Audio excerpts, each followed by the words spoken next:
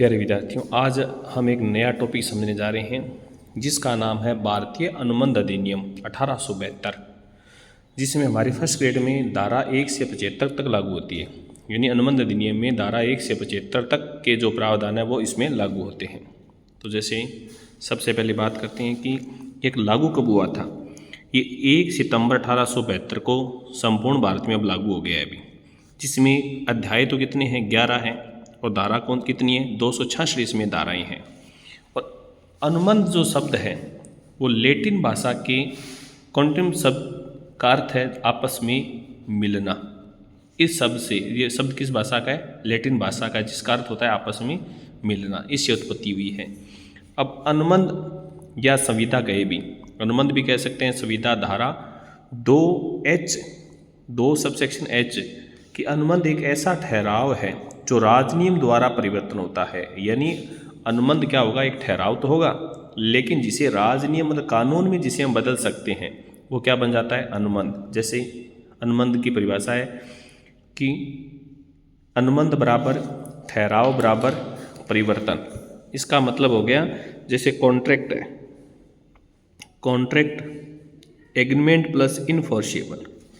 यानी अनुबंध कब बनता है अभी, जब कोई भी एग्रीमेंट यानी ठहराव, परिवर्तन यानी कानून में जिसको इनफोर्सेबल यानी कानून में जिसको हम परिवर्तन कर दें। और एग्रीमेंट के लिए दो बातें तय भी, एक तो होता है ऑफर, एक होता है एक्सेप्ट।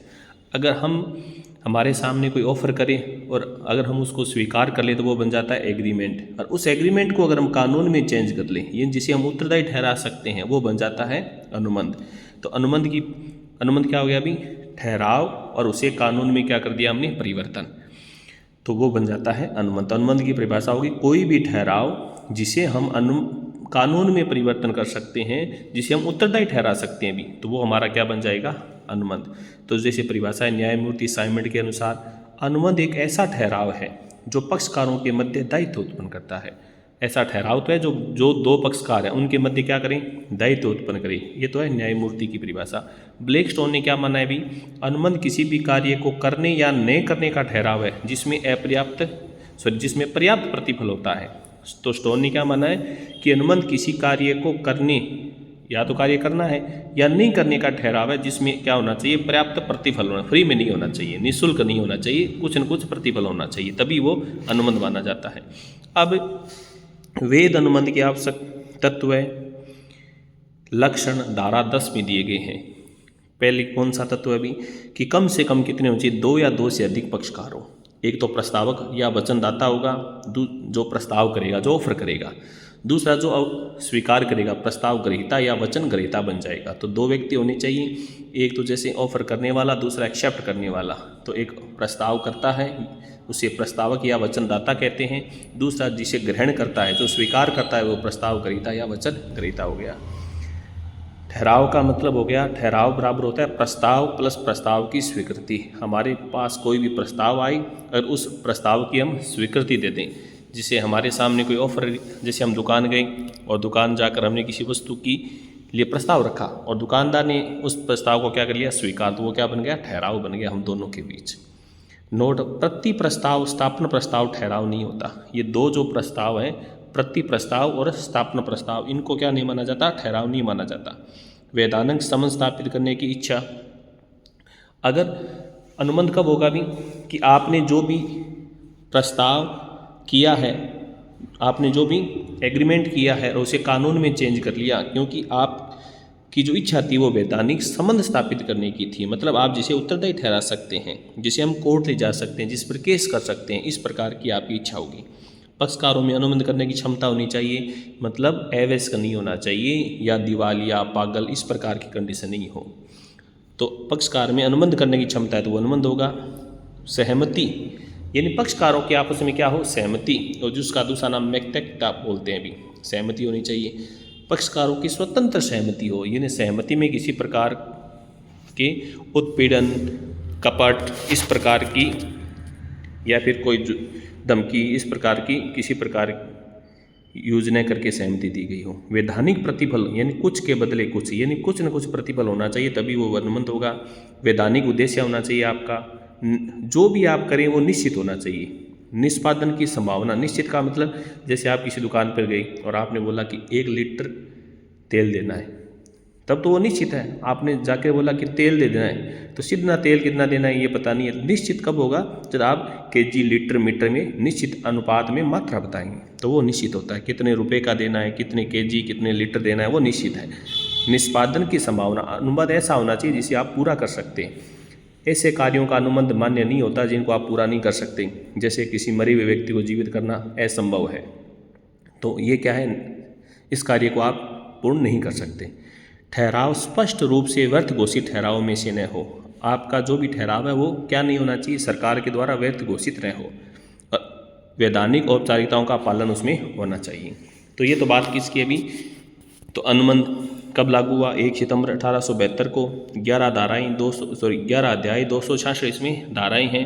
ये लैटिन भाषा के शब्द से है और इसकी जो परिभाषा है वो धारा 2H में दी गई है। और अनुबंध का ठहराव प्लस परिवर्तन होना चाहिए। और ये परिभाषा है साइमंड की। जो अनुबंध एक ऐसा ठहराव है जो पक्षकारों के मध्य दायित्व उत्पन्न करता है। ये ब्लैकस्टोन की हो गई और ये उसके क्या हो गए, तत्व है। जो पहले तत्व है, कम से कम 2 व्यक्ति हो, ठहराव हो, वैधानिक समझ स्थापित करने की इच्छा हो, पक्षकारों में अनुबंध करने की क्षमता होनी चाहिए, सहमति हो और स्वतंत्र भी हो, वैधानिक प्रतिफल होना चाहिए चाहे कुछ कितना भी हो, वैधानिक उद्देश्य होना चाहिए, आपने जो भी अनुबंध किया है वो निश्चित हो, उसे निष्पादन मतलब काम पूरा करने की संभावना व्यक्त हो उसमें, उस अनुबंध में। जो भी ठहराव किया है वो व्यर्थ घोषित न हो और वैधानिक औपचारिकताओं का आपको पालन करना पड़ता है। ये तो है अनुबंध की। अब बात करते हैं ठहराव या करार। ये धारा 2E में दिया गया है। तो 2E में प्रत्येक वचन तथा वचनों का प्रत्येक समूह है जिसमें वचन एक दूसरे के लिए प्रतिफल या ठहराव कहलाता है। तो वो क्या बन जाता है, ठहराव। इन कोई भी वचन या वचनों का प्रत्येक समूह है जिसमें वचन एक दूसरे के लिए प्रतिफल या ठहराव कहलाता है। प्रस्ताव किस प्रकार, प्रस्ताव प्लस स्वीकृति। आपके सामने किसी ने प्रस्ताव किया और आपने उसकी स्वीकृति दे दी, वो बन गया वचन या उसे कहते हैं ठहराव। समस्त अनुबंध ठहराव है, यानी जो भी अनुबंध करना होगा उसमें आपको ठहराव तो करना ही करना होगा। समस्त ठहराव अनुबंध नहीं है, समस्त ठहराव अनुबंध नहीं है। कौन से? जो ठहराव कानून में नहीं बदल सकते वो क्या नहीं बन सकते, अनुबंध। तो इसका अनुबंध में ठहराव होना जरूरी है लेकिन ठहराव में अनुबंध होना जरूरी नहीं है, क्योंकि जो ठहराव कानून में परिवर्तन नहीं होंगे वो क्या नहीं बनेंगे, अनुबंध। तो इसलिए समस्त अनुबंध ठहराव है लेकिन समस्त ठहराव अनुबंध नहीं हो सकते। जैसे आगे, समस्त ठहराव अनुबंध नहीं होते हैं। इन कुछ ऐसे ठहराव तो होते हैं, ठहराव का मतलब कुछ एग्रीमेंट तो होते हैं, लेकिन उनको किस में चेंज नहीं कर सकते, कानून में नहीं बदल सकते, इसलिए वो क्या हो जाते हैं, व्यर्थ हो जाते हैं। जैसे घरेलू या पारिवारिक ठहराव जिसमें केस है श्रीमती वोल्फोर बनाम वोल्फोर के नाम से, तो ये क्या नहीं हो सकता, अनुबंध नहीं बन सकता। अभी कौन सा, घरेलू। मैत्रीपूर्ण या सामाजिक, जो समाज के ठहराव है, राजनीतिक, कोई राजनेता ने किसी प्रकार का ठहराव किया है, या फिर व्यापारिक ठहराव जिसका उद्देश्य वैधानिक समझ स्थापित करना नहीं हो, अनुबंध करने की क्षमता नहीं रखने वाले पक्षकारों द्वारा किया गया, वो कौन सी अभी, अवैसक हो गया, पागल, दिवालिया, अस्वस्थ मस्तिष्क का, वो अनुबंध नहीं कर सकते। स्वतंत्र सहमति के अभाव में किए गए ठहराव, क्योंकि हमने तत्व में पढ़ा है कि स्वतंत्र सहमति होती है तभी ठहराव होता है। अगर स्वतंत्र सहमति के अभाव में किया गया तो वो व्यर्थ हो जाएगा। बिना प्रतिफल के ठहराव, फ्री में या निःशुल्क कोई भी ठहराव अनुबंध नहीं होता। अवैधानिक उद्देश्य और प्रतिफल के ठहराव भी मान्य नहीं है। विवाह में रुकावट डालने वाले ठहराव, वैसे देखो, क्योंकि भारत में जिसकी आयु सरकार द्वारा 18 या 21 निर्धारित आयु से अधिक है तो उसे विवाह करने का अधिकार है, उसके विवाह में रुकावट आप नहीं डाल सकते। लेकिन बाल विवाह में आप रुकावट डाल सकते हैं, लेकिन यहाँ पर बात बाल विवाह की नहीं है। जिसकी आयु सरकार ने तय की है 18 या 21, उससे ज़्यादा हो तो उसे विवाह करने का अधिकार है, उसके लिए आप रुकावट डालने के ठहराव नहीं कर सकते। व्यापार, भारत में सभी को व्यापार करने की स्वतंत्रता है, इसलिए व्यापार में रुकावट डालने वाले ठहराव आप नहीं कर सकते। अनिश्चित अर्थ वाले ठहराव, क्योंकि हमने बताया कि निश्चितता होनी चाहिए, अनिश्चित अर्थ वाले ठहराव मान्य नहीं है। मैंने कहा भी तेल दे दो, तो ये कोई ठहराव नहीं है। हाँ, 1 लीटर तेल देना है, ये ठहराव है। बाजी के ठहराव, असंभव घटना पर आधारित, यानी जो घटना असंभव है संबंधी ठहराव क्या नहीं हो सकते, अनुबंध नहीं बन सकते। असंभव कार्य करने के ठहराव, जो कार्य संभव ही न हो, जैसे मरे हुए व्यक्ति को जीवित करना असंभव हो, भविष्य में अनुबंध करने के ठहराव भविष्य के लिए अनुबंध नहीं कर सकते। उसके बाद है अनुबंध या ठहरावों का जो वर्गीकरण है, जैसे वैधता के आधार पर, अनुबंध की विधि के आधार पर और निष्पादन के आधार पर। जैसे वैधता के आधार पर कौन सा हो गया, वैध ठहराव या अनुबंध, व्यर्थ या शून्य ठहराव, व्यर्थ अनुबंध और व्यर्थनीय या शून्यकरणीय अनुबंध, अवैध ठहराव या फिर अपरिवर्तनीय अनुबंध। ये तो है वैधता के आधार पर, कौन कौन सा, वैध, व्यर्थ या शून्यकरण ठहराव, या फिर व्यर्थ अनुबंध, व्यर्थनीय या शून्यकरणीय अनुबंध और अवैध या अपरिवर्तनीय अनुबंध। अब अनुबंध करने की विधि के आधार पर स्पष्ट अनुबंध, गर्भित या अर्ध अनुबंध, जिसे समता के सिद्धांत के नाम से भी जाना जाता है। निष्पादन के आधार पर निष्पादनीय अनुबंध, निष्पादित और निष्पादनीय अनुबंध दो है भी। तो निष्पादनीय में कौन से हैं, द्विपक्षीय और एक पक्षीय। तो ये तो हो गए इसके प्रकार। तो आज के लिए अनुबंध में इतना ही। नेक्स्ट वीडियो में अनुबंध से संबंधित आगे जो धारे हैं उनके बारे में पढ़ेंगे। आज के लिए धन्यवाद।